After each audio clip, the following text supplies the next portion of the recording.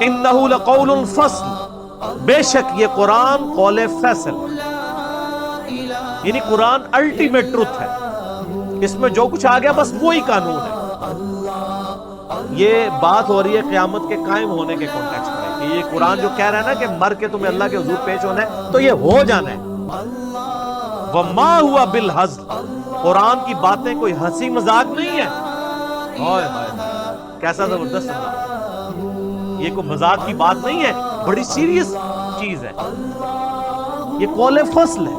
وَبِالْحَقِّ أَنزَلْنَاهُ وَبِالْحَقِّ نَزَلَ، تو سورہ بنی اسرائیل میں آتا ہے، قرآن پرپز کے ساتھ اتارا گیا اور یہ پرپز کے ساتھ اترا، فیصلہ کن کتاب۔ اس لیے آپ دیکھیں اس کتاب کے اندر جو کانفیڈنس لیول ہے نا سر، وہ دنیا کی کسی کتاب میں نہیں ہے۔ قرآن اگر آپ ترجمے سے پڑھیں نا تو اس کی سب سے ڈومیننٹ چیز آپ کو نظر آئے گی اس کا کانفیڈنس، کہ یہ کرو تو بچ جاؤ گے، یہ کرو گے تو مارے جاؤ گے۔